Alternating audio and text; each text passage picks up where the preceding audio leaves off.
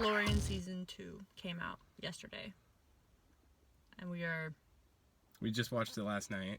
Not very impressed. Slightly critical of it. Mm-hmm. We loved the first season. It was great. But this Chapter 9, Season 2, Episode 1, we have some issues with it.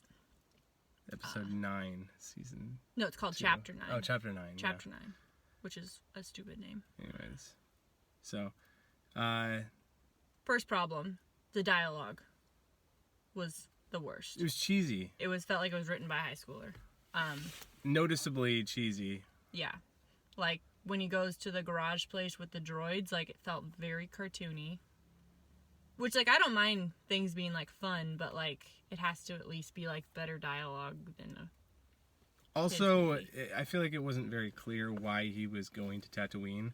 Like, other than the fact that he was looking for other Mandalorians. But, like, he just, like, the guy from the wrestling place just is like, go to Tatooine. Like, that's a whole planet. Like, yeah, that'd be like, go to Earth. Yeah. It's like, where on Earth? Go to Earth and like, you'll find New York. And then, like, magically, all he has to do is talk to the garage lady, and she knows exactly where this Mandalorian is.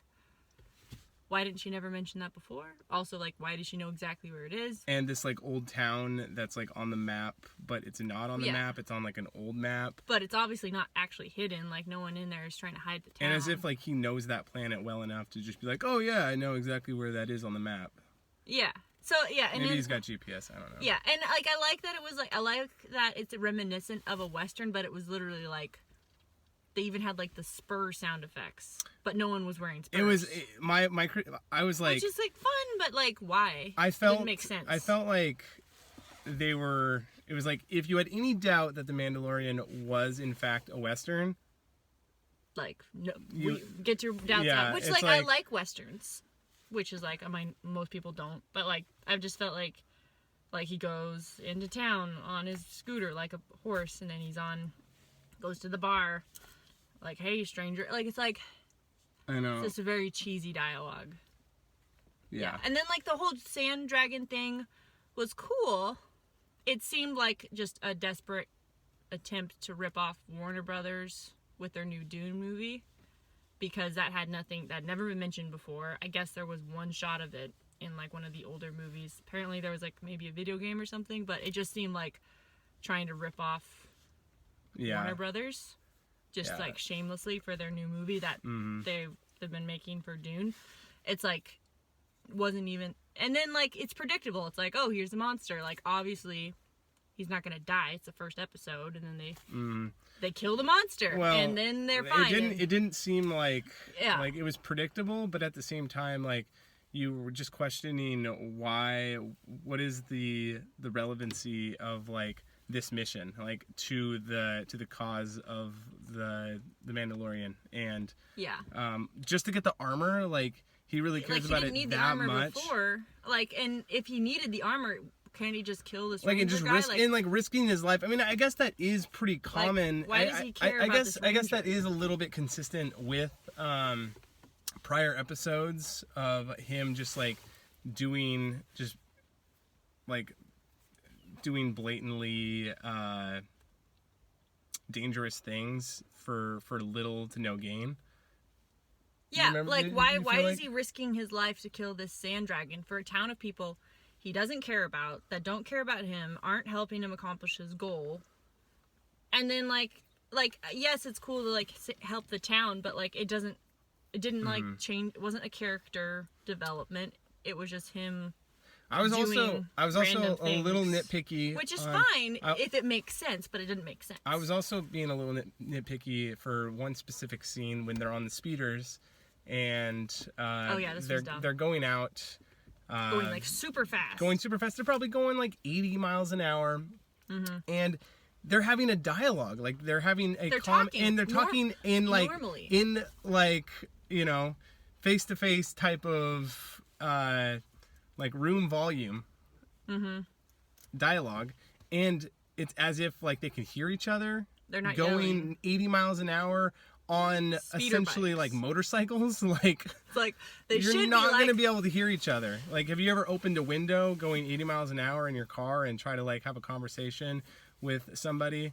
like who's behind you. Also, like, why is he not like? Yes, he's gonna give the armor back to Mando, but like, why is he not wearing the helmet when he's on a speeder? Oh yeah, bike? yeah, They're I in the remember desert. that. Like, he's not even wearing goggles. Like he has, like, what the heck? Like, Like, and also he has that armor has sustained him and protected him for but he like doesn't for all these years. But when they want to go and do like when he wants to go and fight like this huge like dragon, he's not wearing it. Yeah. So. Yeah, we also yeah. I have another little criticism is the whole bit where he jumps into the sand monster, like, and goes inside and kills it. Like, we've seen that before. We've seen that in other movies. We've seen it, everyone's expecting that. Like, that is not a twist. That's like Men in Black. We've seen that before when he goes inside of the giant cockroach and blows him up from the inside. We've seen that before. We've seen this like so many times. Like, it's awesome, but like it's been done. Oh yeah, and also like he would have gotten burned up by all the acids inside. He's not acid proof that I know of, but everyone else that got touched by the acid just obliterated. Like, just gone. Shouldn't his skin be like eroded? And it's not like the suit. And the suit, it's not like it covers him completely. It's not like skin tight. It's like armor. Yeah. On his body. It's not airtight. Like his mask, you can. So So it's like, why is he acid proof, but the other people aren't acid proof? So why establish that the monster could breathe acid if Mandalorian is acid proof? Shouldn't that be like an obstacle he has to like creatively get around? But instead it's just, oh, I'm just gonna go inside it and blow it up, even though when other people do that they just die, but not me. It's like, if that's his thing, at least establish beforehand that he has like super strength skin that can go through acid. But like, yeah, so I don't know. I think we're kind of disappointed. We've just kind of we've come to expect a little more creativity and originality from the Mandalorian. We like that it's a Western, but like... But it was like a high school, like, skit Western, like... But it's like an off-brand... It's like an off-brand Western. It's like... It's not like a full-fledged Western, and that's kind of, they were kind of like, oh, if you had any doubt that it was a Western, then you shouldn't have any doubt, because it is. Yeah. And it's like they just, I don't know, played all the tropes.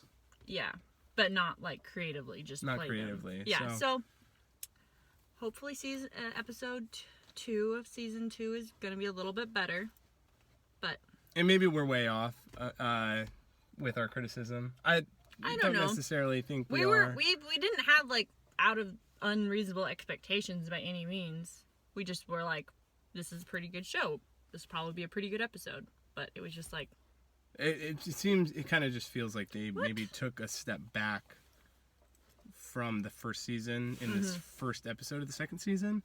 Yeah. So I'll be excited. I haven't read anything or seen any sort of reactions yet from other viewers or other fans, so this is just my initial candid reaction to Watched it once. Yeah.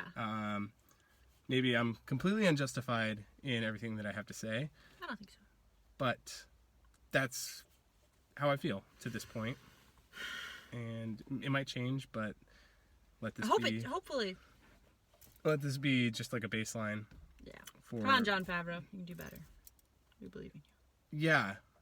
And it was directed by Jon. Yeah, I think Jon Favreau or something. It was. So. Which he can do really good work. So it's not... I don't know why he doesn't... I don't know. Maybe he's getting too confident. But I mean, wasn't every episode directed by a different person? Mm-hmm. In season 1, almost every episode. Is this his second episode directing? Well, I'm not sure. He directed at least one episode in season 1, but he's like the producer. But he also directs some of it, so I don't know. I'm in season 1. My favorite episodes were the one Taika Waititi directed. So maybe, hopefully, he directs some more episodes this season because he's my favorite. Yeah, but Jon Favreau's directed some really awesome stuff, so I don't know why it was so bad. Anyways, it's not him, so that's That's our take. That's our hot take. That's our, yeah. Yeah. Hot take. Tune in next week.